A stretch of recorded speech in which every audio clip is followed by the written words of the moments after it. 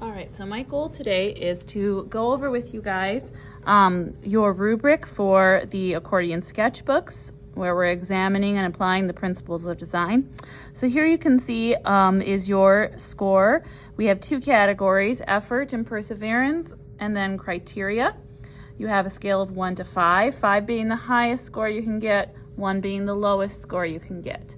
All right, so I'm going to kind of discuss what each of those should look like to help you guys get a higher score. If you're at a 5, when we're talking about effort and perseverance, you finished the prompt with maximum effort. You went beyond requirements. You problem solved. If you're somewhere at a 4, you finished. There might be some details that you could add.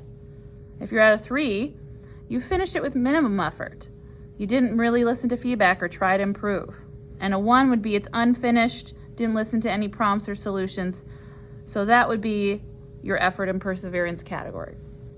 Your second category for the accordion sketchbooks would be the criteria for the prompt specifically, or the principle specifically. So there's a couple of categories under criteria. Did you use the materials listed?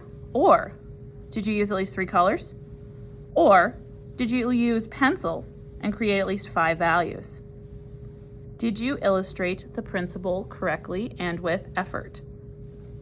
So if you got a 5 out of 5 under our criteria, you demonstrated understanding of the principle through the sketch. Your colors neatly applied.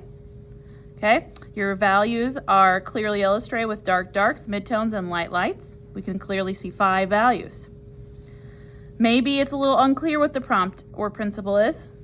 Maybe your color lacks solid opacity. Maybe we only see 3 values present. That would be a 3 out of 5 in the criteria category. Okay, so I want to show you guys some examples of what you should think about in this criteria category. We're thinking about craftsmanship or the quality of your overall piece. Okay, so if you fall into the 1 to 2 category, this would be an example of 1 to 2.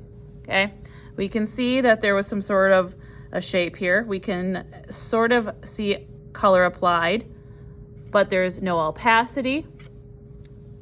Edges are unrefined or colored over. So this would be a score of a 1 or a 2 under our criteria category. This is an example of the same picture, but this one would be at a 3. We can see more clearly defined shapes. We can see more edges because the coloring is somewhat neater. However, we still see a lot of streaks. Okay, we still see lack of 5 values. I'd say this one probably has 3. We see white, we see a medium, and maybe we see a little bit of a dark medium.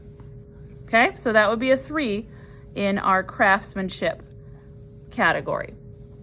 The final one would be a 5. So this is the same exact image. Okay, this one's been pushed a lot further. This one took a lot more time. You can see we have more solid application of the colors. We clearly have values applied. We clearly have 5 values. We have those really light lights. We have those mediums, we have those dark mediums, and then we have those almost black mediums. Okay, we can see a lot more outlining and detail in the background. We can see what everything is. We even see maybe some shading or blending in the colors. Okay, so this would be an example of a 5 out of 5 in that final craftsmanship criteria. Okay, so just kind of a look at the comparison of what you guys need to think about as you are finishing these prompts. Okay, so what is your level as you are finishing these? Did you answer the question? Did you illustrate the prompt or principle for the day? And what level are you? Are you at a 1? Are you at a 3? Your goal should be somewhere to be around a 4 or a 5. So spend that time to really go in there and render those objects carefully so that we can tell what your idea is. This is an example of the balance entry in your accordion sketchbooks. Keep in mind that as you are working on these accordion sketchbooks, here you have your accordion sketchbook. You should always have your chart in there. You should have all of your prompts labeled. You could see here's an example of prompt number 2, which was working with rhythm. And you can clearly see I have my 5 values illustrated in the repetition of the Statue of Liberty. Remember that you can always choose to do 1 panel or 2. So quick overview of that. For number 1, I obviously chose 2 panels and I've labeled it a number 1. For number 2, I chose 1 panel. Okay? Remember that you can use front and back. All right, so see, I have a 3 here for my start for entry number 3, and I have another panel here. Then you can always flip your accordion sketchbook and work on the back side. All right, I have all of these on the back as well. If you have something where you've used Sharpie and it's come through, you can choose to paint over that so we don't see where it comes through. You can choose to work with that. Or we could even choose to glue another piece of white paper that's the same size into that frame, just like that. It's very easy, so that way you'll have a clearer panel to work on, okay? You can choose up to 4 entries that are 2 panels worth, okay? So in other words, if I look at my chart, I could say, I'm going to pick contrast and maybe unity and movement, and I could pick one more, maybe my last one. So maybe those 4 entries I'm going to use 2 panels for. All of the remaining entries have to fit on 1 panel so that I have enough room.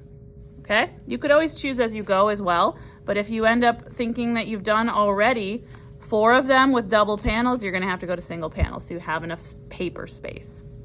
Okay? All right, that's just a quick overview of our accordion sketchbooks for junior high art. Thank you for listening.